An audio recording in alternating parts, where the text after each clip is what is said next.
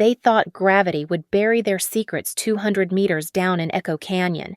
But they forgot one thing, and that is the fact that I hold the passwords to every single bank account. 6 months of bed rest taught me that physical pain is nothing compared to the thrill of watching my husband's face drain of color on his wedding day. When those church doors opened, I was walking on the ashes of his life. My name is Morgan, and at 28 years old, I had optimized every variable of my existence. As the CEO of a top-tier biotech firm in Seattle, I lived by data. My body fat percentage hovered at exactly 18%. My investment portfolio yielded a steady 12% return annually, and my morning coffee was brewed at precisely 200 degrees. Control was not just a preference for me, it was my religion. The only anomaly in my spreadsheet of a life was Grant. My husband was 30 years old and aesthetically perfect, the kind of beauty that made sense on a smartphone screen but felt hollow in person. He called himself an entrepreneur, but his startup ventures burned through my capital faster than a wildfire in a dry season. He was a trophy husband who wore designer suits paid for by my dividends. He spent more time curating his online persona than he did looking at me. "Babe, look at the lighting. It's perfect," he would say, tilting his head just so to catch the sun, oblivious to the quarterly reports I was analyzing. Then there was Brianna, my 26-year-old stepsister. She had moved into our penthouse 3 weeks ago, citing financial difficulties that were entirely self-inflicted. Brianna was a professional victim. She drifted through my home in silk robes that I had paid for, always needing comfort, always needing Grant. I saw the way his hand lingered on the small of her back a second too long when he poured her wine. I saw the glances they exchanged across the marble island in the kitchen. "You're just stressed. Morgan, you're seeing things," I told myself. I categorized the data as noise. That was my first mistake. "We need to reconnect," Grant said one evening, sliding a glossy brochure across the glass dining table. It was for a hiking trip to Echo Canyon. It was our 3rd anniversary, just us and nature. But then Brianna sighed from the sofa, looking fragile and tragic. "Oh, I'd be so lonely here all by myself," she whispered. Grant looked at me, his eyes wide and pleading. "We should bring her. Morgan. She needs the fresh air to clear her head." I agreed because it was easier than fighting, and perhaps I wanted to prove my own suspicions wrong. I packed with the precision of a field operative. I brought satellite beacons, thermal blankets, and my high-end smartwatch, which tracked my biometrics in real time. Grant, conversely, seemed obsessed with the forecast. "Are you sure it's going to be clear?" "No rain," he asked, checking his phone for the 10th time that morning. "It's fine." "Grant," I said, checking my tablet. "The barometric pressure is stable." I did not realize he was not worried about the rain ruining the hike, but rather the rain ruining a crime scene. The canyon was a jagged wound in the earth, beautiful and terrifying. We hiked for 4 hours until we reached a secluded overlook. The drop was sheer, a 200-meter plunge into a canopy of ancient pines. "Let's get a picture," Grant insisted. He positioned me on the very edge of the precipice. The wind whipped my hair across my face. "Back up a little more. Babe. For the angle." He directed. I looked past his shoulder. Brianna was standing 10 feet back, her arms crossed, watching us with the cold detachment of a reptile. She nodded once. I looked back at Grant. The vacuous, loving smile he usually wore was gone. In its place was something hard and flat. "I'm sorry, Morgan, but we really need the money," he said softly. His hands slammed into my chest. The force was shocking, violent, and absolute. My boots scrambled against the loose shale, but physics was not on my side. Gravity took hold. As I tipped backward into the void, I saw his face one last time. He looked relieved. The air rushed past my ears like a freight train. I did not scream. My mind, ever the analyst, did not flash to my childhood or my parents. It flashed to page 42 of our marriage contract. I really should have tightened that infidelity clause. I thought. I crashed through the upper branches of a pine tree. The snapping of wood sounded like gunshots. Pain exploded in my leg, a white-hot supernova that eclipsed the sky. Then came the ground. Darkness swallowed me whole. Above me, on the ledge, the performance began. Morgan. Oh, God. Morgan. I heard Grant scream, his voice fake and theatrical. Then, a lower voice, barely a whisper carried by the wind. "Is she dead?" Brianna asked. "She has to be," Grant replied. Then the world went black. Pain was not a sensation. It was a blinding, white-hot universe that I now inhabited. I regained consciousness to the smell of pine resin and iron. My body was draped over a thick, gnarled branch of an ancient fir tree that jutted out from the cliff face like a miracle. I was suspended over the abyss, caught on a ledge no wider than a coffee table. Below me, the drop continued into the shadows. Above me, the sky was a cruel, indifferent blue. The silence was broken by a voice echoing down from the summit. Morgan. Oh, God. Morgan, where are you? It was Grant. His voice cracked with a theatrical panic that would have fooled anyone but me. I opened my mouth to scream, to beg for help. But then the wind shifted, carrying a sound that froze the blood in my veins. It was a giggle, a soft, breathless laugh followed by a whisper. Do you think she heard that Brianna asked? She's gone. Babe, even if she survived the fall, the coyotes will finish the job by sunset. Let's go call the rangers and start crying, Grant replied, his voice devoid of the tremor he had forced into it seconds ago. Rage is a potent anesthetic. It surged through me, momentarily dulling the agony in my lower body. I looked down at my left leg. The tibia had snapped, tinting the skin of my hiking pants at a grotesque 45-degree angle. My medical training kicked in, overriding the panic. I needed to immobilize it. With trembling hands, I tore strips from my flannel shirt and found 2 sturdy pieces of driftwood lodged in the tree roots. I bit down on my leather belt to keep from screaming as I set the makeshift splint. Just breathe.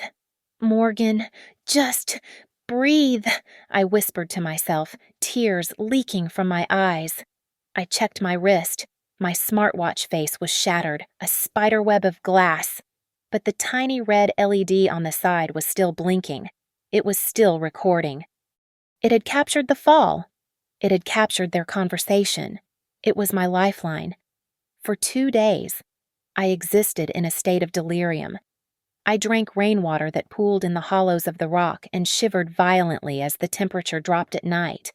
Infection set in, bringing with it fever dreams where Grant was pushing me over the edge again and again, his face twisting into a demonic grin.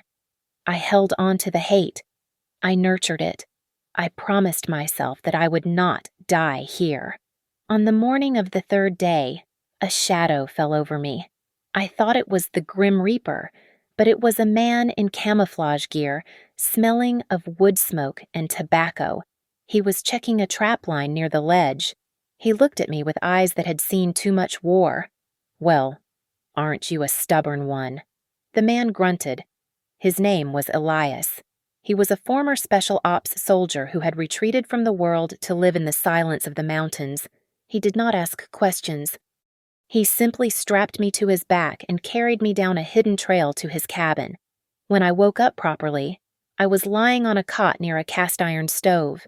My leg was cleaned and bound professionally. Elias was sitting in a rocking chair, sharpening a knife. I should call the sheriff, Elias said without looking up. No, I tried to sit up but collapsed back onto the pillow. Please, don't. Not yet. I fell. But if the press finds out, my company stock, it will crash. I need time to heal first. It was a lie. If the police came now, Grant might find a way to finish what he started in the hospital. I needed to be a ghost. Elias stared at me for a long moment, then nodded. He pointed a remote at a small, boxy television in the corner. You might want to see this then. The screen flickered to life. It was a national news channel. There was Grant, standing in front of a bank of microphones, wearing a black suit that fit him perfectly. His eyes were red-rimmed. "My wife! She was my everything!" Grant choked out, wiping a tear. "We are praying for a miracle, but we fear the worst." Beside him stood Brianna. She looked frail and devastated, clutching Grant's arm as if he was the only thing keeping her upright. The banner at the bottom of the screen read, "Husband and sister, hold vigil for missing tech CEO." The reporter's voiceover praised their strength and their touching bond in the face of tragedy. I watched them hold hands. I watched the world pity the monsters who had murdered me. "Turn it off," I said, my voice cold and hard. "You aren't worried about your stock price," Elias observed quietly. "No," I admitted, looking at the ceiling. "I'm dead." "Elias, legally, I need to stay dead. At least for a while. Revenge is a heavy pack to carry." "Girl," he said, standing up. "I'm not carrying it." I replied, "I'm going to bury them with it." Elias reached into a drawer and tossed a cheap flip phone onto the blanket next to me. "If you are going to play dead, you better do it right. Here is a burner. Untraceable. Start planning." The recovery process was a lesson in agony. While my tibia knit itself back together in the dim light of Elias's cabin, my mind was busy dissecting the digital footprint of my murder. Elias possessed a laptop that was thick, heavy, and ran an operating system that belonged in a museum, but it connected to the internet, and that was all I needed. I routed my connection through 3 different proxy servers before logging into my private cloud. The first anomaly appeared immediately in the security logs. Someone had attempted to access my primary offshore accounts exactly 4 hours after I fell. Grant had not even waited for my body to go cold before he tried to liquidate my assets. He had failed. Of course, because 2-factor authentication required a retina scan or a code from the phone currently resting at the bottom of Echo Canyon. You are an amateur, Grant," I whispered to the screen, my voice raspy from disuse. I needed professional hands. I accessed a dormant emergency fund, a stash of cash and cryptocurrency I had buried years ago for a rainy day. I never expected that rainy day to involve a cliff. I reached out to Evelyn, the most ruthless attorney and private investigator on the West Coast. She was expensive, discreet, and had a moral compass that pointed solely toward her client's interests. We communicated via encrypted chat. I did not tell her I was alive at first, only that I was a concerned third party with access to Morgan's credentials. But Evelyn was too sharp. "Morgan, is that really you?" she typed back. "Focus on the job." "Evelyn," I replied. Within 48 hours, Evelyn began feeding me the data. It was a deluge of betrayal. She found credit card statements and hotel receipts dating back 8 months. The business trips to San Francisco and Chicago were lies. He had been shacking up with Brianna in 5-star hotels, ordering room service on my dime while I was closing deals in Tokyo. Then came the motive. Evelyn unearthed a life insurance policy Grant had purchased just 1 month prior. The payout was $10 million. I pulled up the digitized document. The signature at the bottom was a clumsy forgery of my own. He got greedy. He got sloppy. Evelyn told me over a secure voice line, her voice trembling with suppressed rage. I decided I needed to see them. I used a backdoor code to bypass the updated security protocols of my penthouse and tapped into the internal surveillance system. The feed was grainy, but the image was unmistakable. Brianna was in my walk-in closet. She was pulling my bespoke blazers and silk dresses off the hangers and tossing them into trash bags. This is so out of style anyway," I heard her say through the closet microphone. Grant walked into the frame, holding a glass of Scotch My Scotch, a 30-year-old single malt I had been saving for a special occasion. He leaned against the door frame, watching her. Don't worry about it, babe. When the insurance check clears, we can buy you whatever you want. We will turn this whole place into our sanctuary," Grant said, taking a sip. They moved to the living room and collapsed onto my Italian leather sofa. They laughed. It was a sickening sound. They discussed renovations. They wanted to tear out my library to build a home gym. The police investigation was stalling, without a body, and with the grieving husband performing so well for the cameras. Detective Miller was hitting a wall. The official ruling was leaning toward accidental death. Grant seized the momentum. He organized a memorial service at the city's largest cathedral, paid for entirely by my company's discretionary fund. I watched the live stream from the cabin, my leg propped up on a wooden stool. The cathedral was packed. Grant stood at the podium, looking devastatingly handsome in black. He wiped his eyes with a handkerchief. Morgan was... She was the light of my life. I don't know how I will go on without her. He sobbed into the microphone. The camera panned to the audience. I saw board members, supposed friends, and business rivals nodding in sympathy. I grabbed a notepad and a pen. I did not cry.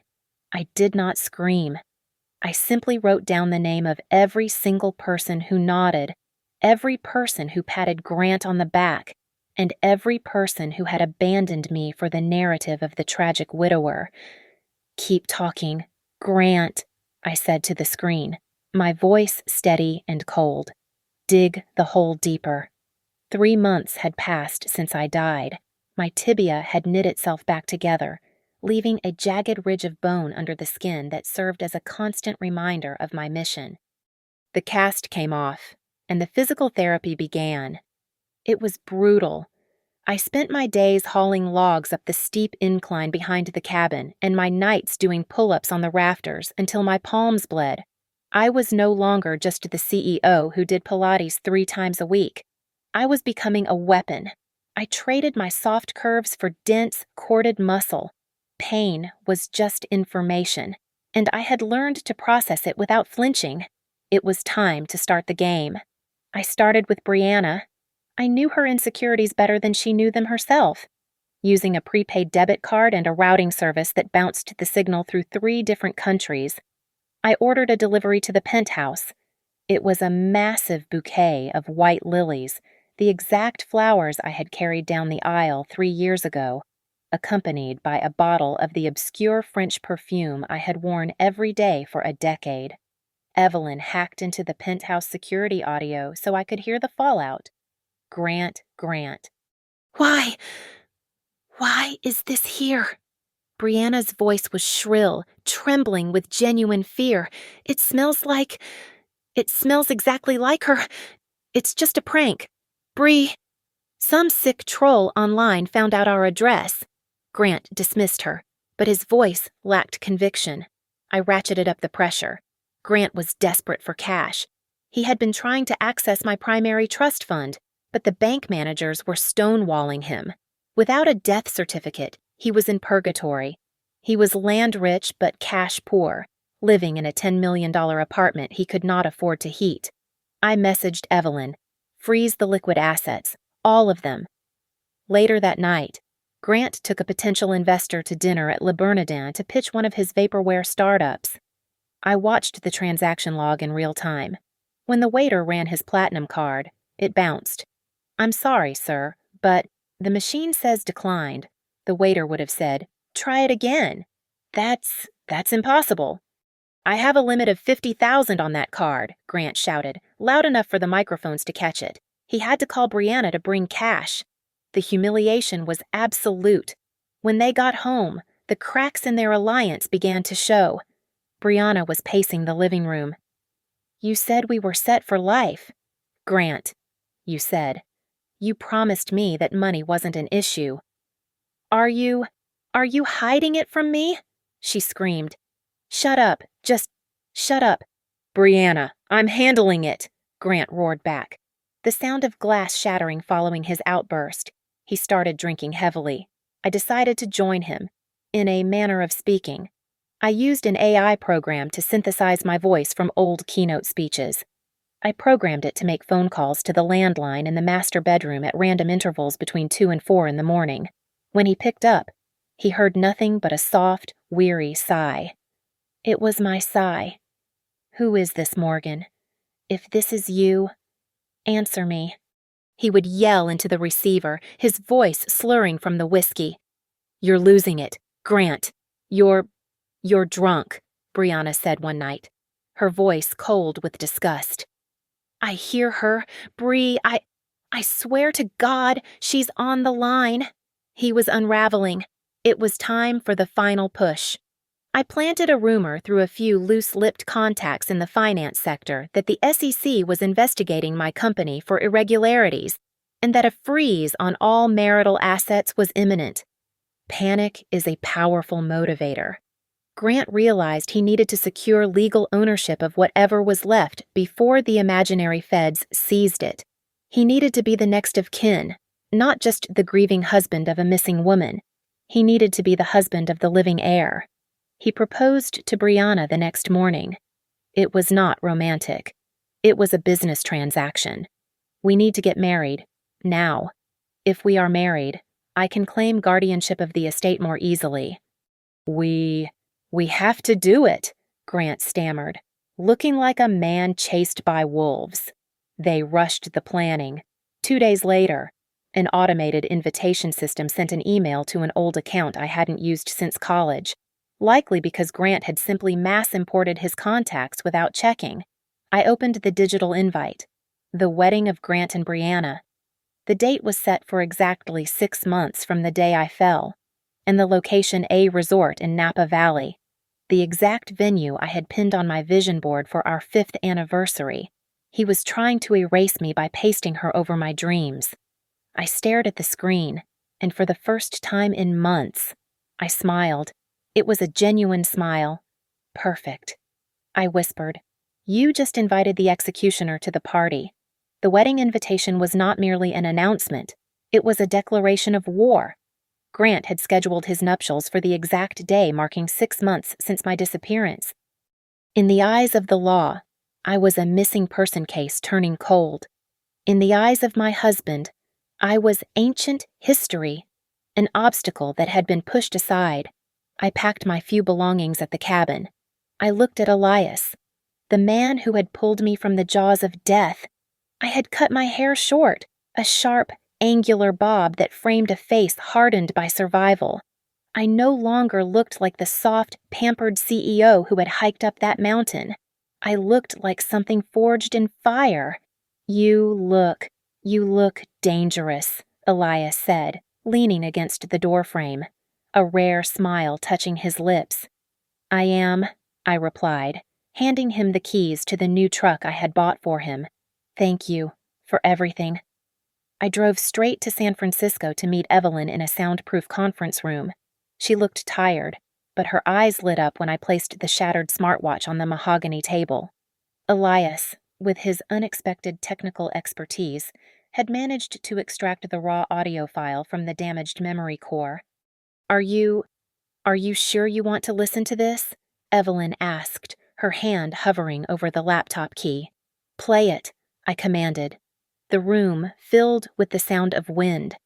Then, Brianna's voice cut through the static, clear as a bell. Do it now. Grant." Then came the rustle of fabric, my own confused gasp, and finally, Grant's voice. It was not the voice of the man I married. It was the voice of a stranger. "Goodbye, wife." Then, my scream, fading into the distance as gravity took me. Evelyn sat back, her face pale. This is a smoking gun. Morgan, we can have them arrested within the hour. We have enough." "No," I said, standing up and smoothing my skirt. "An arrest is too easy. I don't want them in a holding cell. I want them destroyed. I want them to lose everything in front of the very people they are trying to impress." We called Detective Miller. He was a gruff man who had never bought Grant's grieving act but lacked the evidence to move. When I walked into his office, he dropped his coffee mug, shattering it on the floor. I knew it. I knew that guy was a snake, Miller muttered, looking at me like I was a ghost. We laid out the plan. He agreed to position his team at the venue, undercover as catering staff and guests. My next stop was the wedding planner. She was a frazzled woman who was clearly over budget and underpaid by Grant. A certified check for $50,000 bought her complete loyalty. I need you to make one small change to the program, I told her, sliding a USB drive across her desk. When the bride enters, play this instead of the wedding march. But Brianna will be furious, she stammered, eyeing the check. Brianna won't be the bride by the time the song finishes, I assured her. The day before the wedding, I visited my bank. As a VIP client, I had certain privileges. I set up a programmed transfer. The moment the police filed the arrest report, a clause in our joint accounts would trigger, draining every cent Grant had access to back into my private trust. He would go to jail penniless. Finally. I went shopping. I did not look at the white dresses. I went straight to the evening wear. I chose a gown of deep blood-red silk. It was structured, fierce, and impossible to ignore. It was the color of vengeance. That night, I parked my rental car on a ridge overlooking the Napa Valley Resort. The lights of the rehearsal dinner twinkled below like mocking stars. I could hear the faint thrum of music. They were celebrating. They were toasting to their future, a future built on my bones. I rolled down the window, letting the cool night air hit my face. Enjoy your last night, you bastards, I whispered into the dark, because tomorrow I'm coming to take it all back. The sun over Napa Valley was aggressively bright, casting a golden haze over the vineyard that felt entirely unearned. It was the kind of day brides prayed for, perfect and serene, standing in stark contrast to the rot at the center of the ceremony. The guests were a curated collection of the West Coast elite, people who had sipped champagne at my holiday parties and were now shifting uncomfortably on white wooden chairs, whispering behind their manicured hands. It has only been 6 months. It is frankly indecent. I heard a familiar society matron whisper near the back, though she smiled tightly when the usher passed. Brianna did not care about the whispers. She floated down the aisle in a custom gown that had cost $20,000. I knew the price because the charge had hit my secondary platinum card 2 weeks ago. I had let the transaction go through. It felt poetic that I was paying for the costume she would wear to her own execution. She looked triumphant, her chin lifted high, radiating the smug satisfaction of a parasite that had finally consumed the host. Grant stood at the altar. He looked every inch the grieving billionaire finding solace, clad in a tuxedo that fit his broad shoulders perfectly. But from my vantage point in the shadow of the vestibule, I could see the cracks. His hands were trembling so violently that he had to clasp them behind his back. His eyes darted around the perimeter of the garden, scanning the tree line, scanning the crowd. He looked like a man expecting a sniper, not a bride. He looks like he's about to vomit, Detective Miller muttered beside me. He was dressed in a waiter's uniform, holding a tray of empty glasses, while his team blended seamlessly into the perimeter security. Inside the garden, the ceremony was a masterpiece of hypocrisy. The air was thick, heavy with the collective knowledge that this union was built on a grave. Yet, politeness prevailed. The guests smoothed their skirts and checked their watches, eager for the open bar. The officiant, a man with a soothing baritone voice who clearly did not know the details of the case, began his speech. He spoke of healing. He spoke of 2 broken souls finding shelter in one another after a tragic storm. Love is the light that guides us out of the darkness. The officiant droned on. I stood behind the double oak doors of the winery's grand hall, listening to the feed through an earpiece. My heart rate was 60 beats per minute.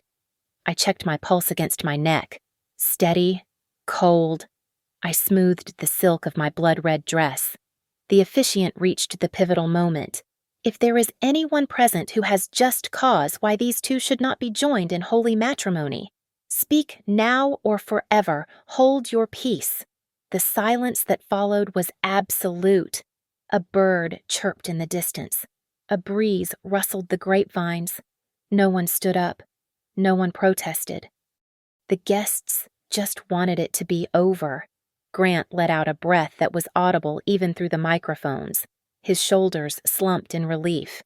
He reached into his pocket for the rings, his eyes locking onto Brianna's with a desperate gratitude.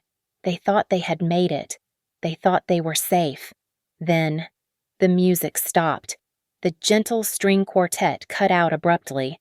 A sharp feedback whine pierced the air, causing the guests to cover their ears.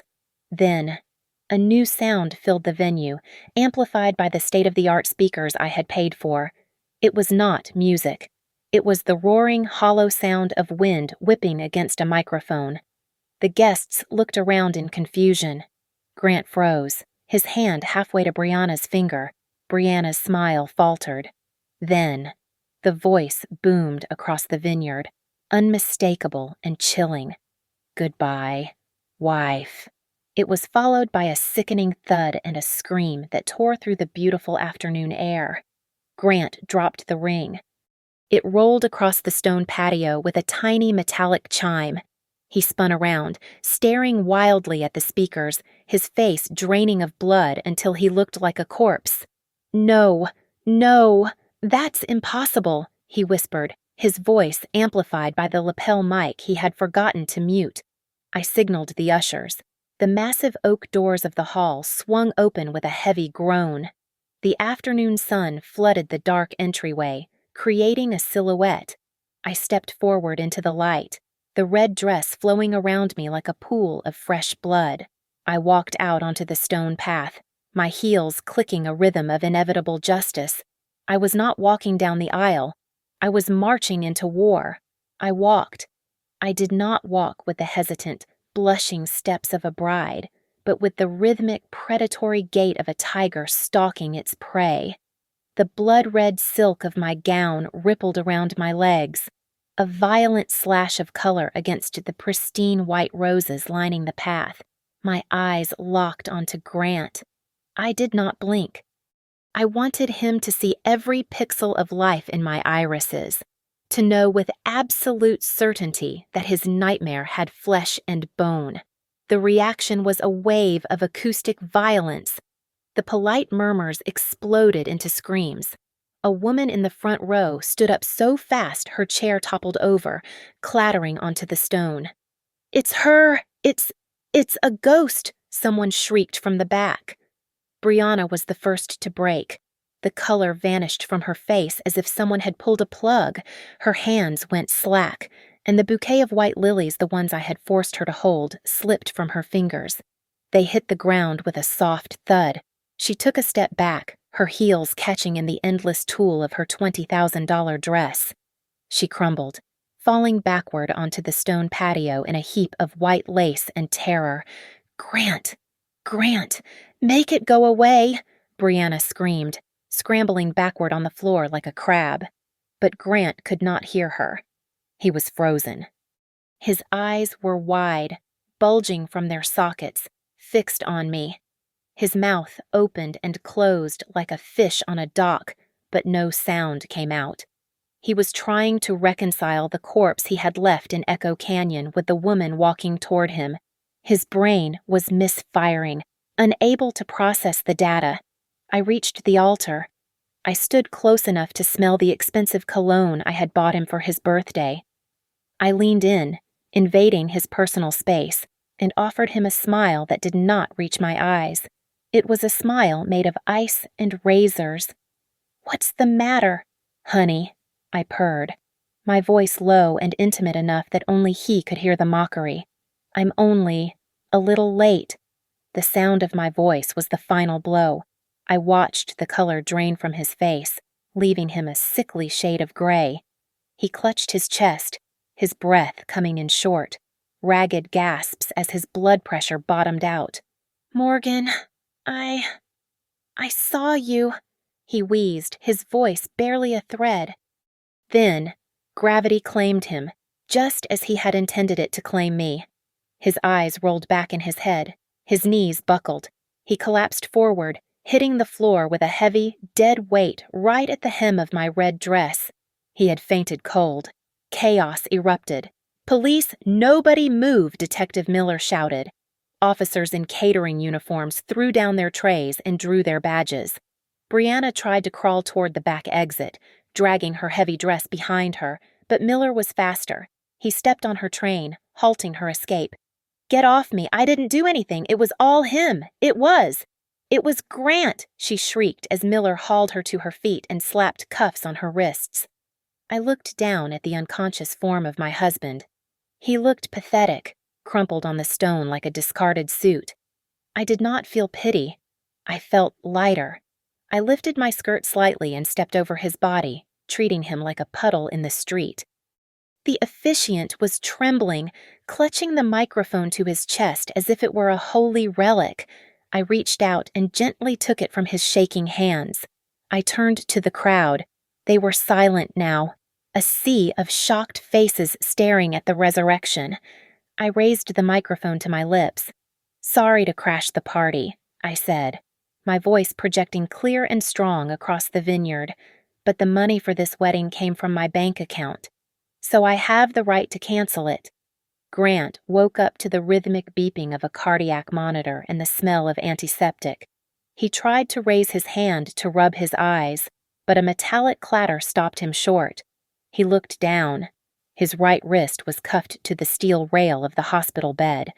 When he looked up, he found me sitting in a plastic chair at the foot of the bed, reading a financial newspaper. Evelyn stood beside me, holding a thick leather folio. "Morgan, please, I can explain," Grant croaked, his voice raw from the tube they had likely just pulled from his throat. It was a misunderstanding. Save your breath." "Mr. Thompson," Evelyn said, her voice cutting through the air like a scalpel. "You are currently under arrest. The district attorney is finalizing the indictment as we speak. You are looking at charges for attempted first-degree murder, 3 counts of wire fraud, and the embezzlement of corporate funds." Grant's face went pale. But you don't have proof." You have nothing but the word of a crazy woman who disappeared." I set down my newspaper and picked up a tablet. I tapped the screen and turned it toward him. It was not the audio recording this time. It was grainy footage, taken from a considerable distance, likely by a tourist's drone or a distant traffic camera that Detective Miller had miraculously dug up. It showed 2 figures on a cliff. One shoved the other. "Technology is wonderful, isn't it?" I asked, my voice devoid of any warmth. "We have the audio from my watch. We have this video. And most importantly, we have Brianna." Grant's eyes widened. "Brianna, she wouldn't—" "She did," I replied, leaning forward. "She didn't even last 10 minutes in the interrogation room. She is singing like a canary. Grant, she claims you masterminded the whole thing.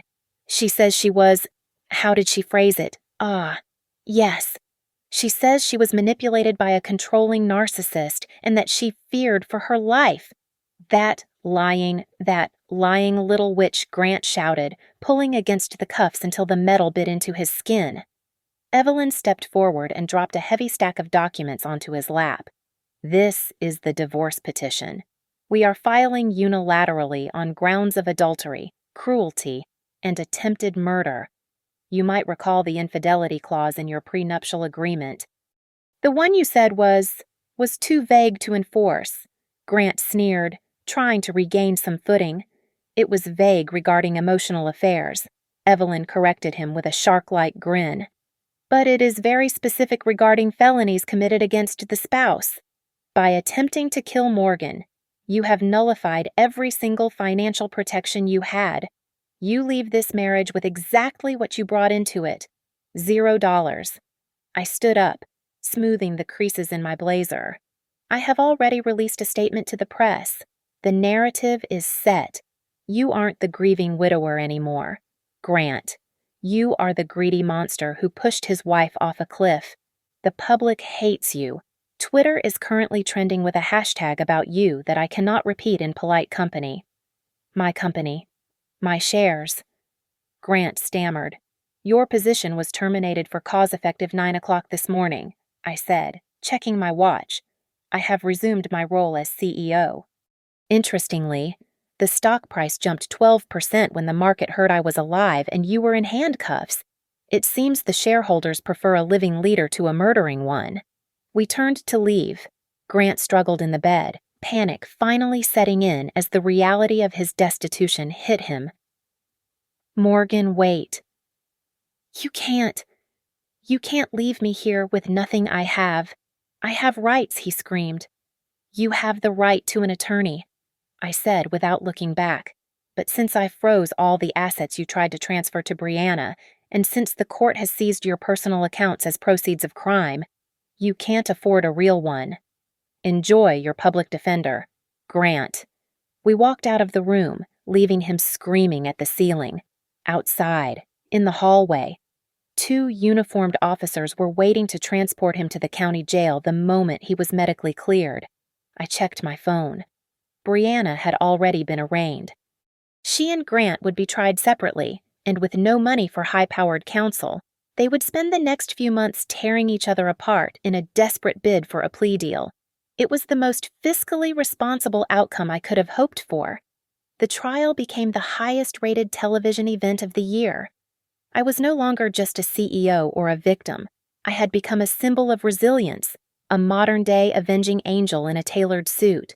The public devoured every detail, analyzing my outfits and quoting my testimony on social media. I controlled the narrative with an iron fist, ensuring that the world saw Grant and Brianna not as tragic lovers, but as the greedy, incompetent parasites they were. The sentencing hearing was the final act of the play.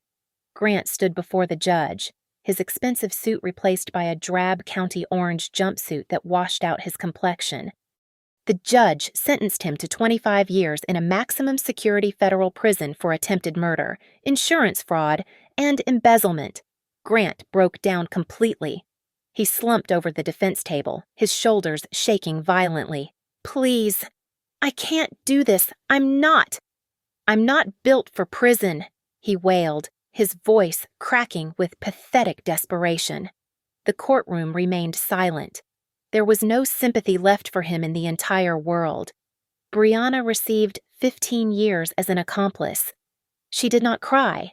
Instead, she turned her rage on the only target she had left. She lunged at Grant, straining against her handcuffs. You ruined my life. You promised me we would be rich. It's all your fault. You useless coward, she screamed. Her face twisted and ugly before the bailiffs dragged her out of the room. I went to visit Grant exactly one time. It was 3 weeks into his sentence. We sat on opposite sides of the thick reinforced glass. He looked gaunt, his hair shaved close to his scalp. When he saw me, a flicker of hope ignited in his dull eyes. Morgan, did you come to forgive me? He asked, leaning forward as far as the chains would allow. I did not answer. Instead, I slid a piece of paper through the document slot. It was an invoice. What is this? He stammered, picking it up with trembling fingers. That is the bill for the red dress I wore to stop the wedding, I said calmly. It cost $4,000. I deposited $5,000 into your commissary account this morning, but then I filed a restitution claim for the dress.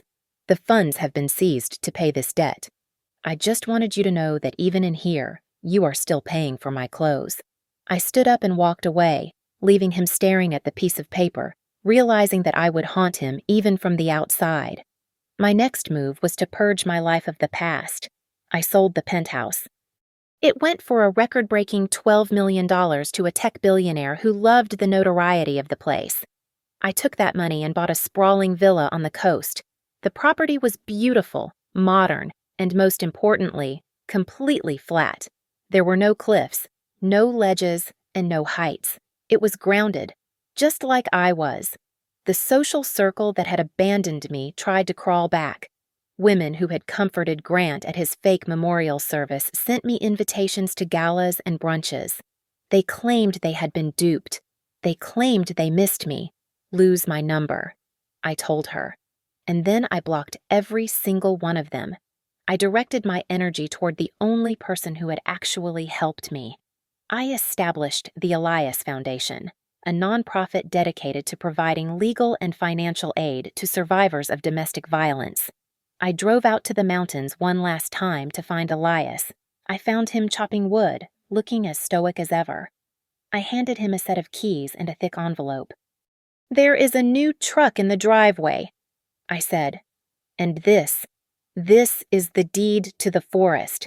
I bought the surrounding 500 acres. No one will ever develop it. No one will ever bother you." Elias looked at the keys, then at me. His eyes softened. You didn't have to do that, girl." "Yes, I did," I replied. "I legally changed my name back to my maiden name the following week. The name Grant was scrubbed from my driver's license, my passport, and my bank accounts. I was myself again. To complete my new life, I visited a breeder who specialized in protection dogs. I picked out a German Shepherd, a massive animal with intelligent eyes and a deep, rumbling bark. I named him Titan. We spent hours training together. When he walked beside me, he was a living shield. I would never be unprotected again. It has been exactly 365 days since I returned from the dead. I stood on the limestone balcony of my new coastal villa, watching the sun dip below the horizon. The sky was a canvas of violet and burning orange, colors that used to remind me of fear, but now they only reminded me of victory. The ocean breeze here was salty and clean, carrying none of the pine-scented rot of Echo Canyon. I took a deep breath, filling my lungs with the air of a free woman. The nightmares had finally stopped. For the first 6 months, I would wake up in a cold sweat, feeling the sensation of falling, hearing the wind rush past my ears. But lately, my sleep was deep and dreamless, or filled with visions of new mergers and acquisitions. I was no longer falling. I was soaring. Behind me, the glass door slid open. Evelyn walked out, holding 2 glasses of a vintage Cabernet that cost more than Grant's car. She was no longer just my attorney. She was my partner, my confidant, and the only person who truly understood the architecture of my revenge. You look peaceful," Evelyn said, handing me a glass. "I am," I replied, taking a sip. "I was just thinking about Grant." Evelyn snorted, a rare crack in her professional demeanor. "Why he is currently enjoying a dinner of meatloaf and lukewarm water. I heard from a contact at the prison that he tried to organize a startup among the inmates. Something about cigarette arbitrage. The warden shut it down immediately. We both laughed. It felt good to laugh.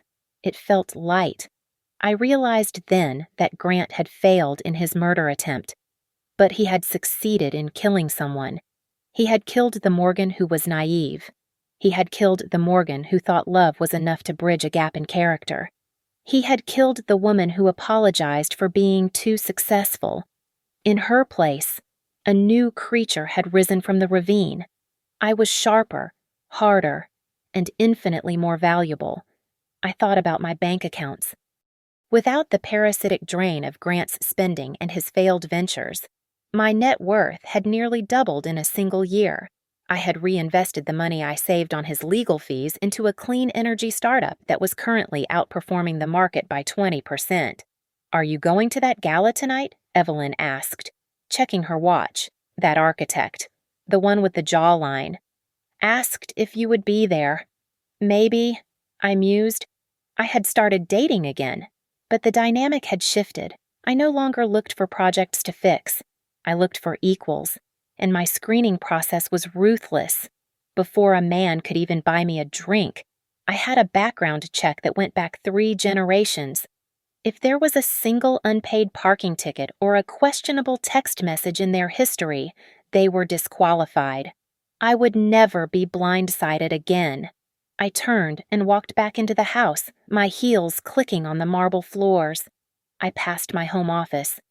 On the wall, where most CEOs would hang a diploma or an award, I had hung a shadow box frame. Inside it were the hiking boots I had worn that day. They were tattered, the leather scraped and the laces snapped, still stained with the mud of the canyon floor. They were my reminder. They were my trophy. I paused and touched the glass. I felt a strange surge of gratitude. "Thank you, Grant," I whispered to the empty room. "I really mean it. Thank you." I was not being sarcastic. I was grateful. If he had not pushed me, I would have spent the rest of my life walking on eggshells, diminishing my light to accommodate his shadow. His betrayal was the catalyst I needed to evolve. He thought he was pushing me into a grave, but he had actually pushed me into my own power. He taught me that I could survive the fall. He taught me that when the ground disappears beneath your feet, you have two choices. You can crash or you can fly. I had chosen to fly. I turned off the office light, leaving the boots in the dark. I walked out to the living room where the music was playing and the wine was pouring. I had a life to live, a brilliant, vibrant, unstoppable life that Grant and Brianna could only dream of from behind their iron bars. I stepped through the front door and closed it firmly behind me, locking out the past forever. Thank you so much for listening to my story. If you enjoyed watching justice be served as much as I enjoyed serving it, please let me know in the comments below where you are listening from. I love seeing our community grow around the world. Don't forget to subscribe to the Lily Revenge Stories channel. Like this video and hit that hype button to help this story reach more people who need a reminder that sometimes the best revenge is simply surviving and thriving. See you in the next story.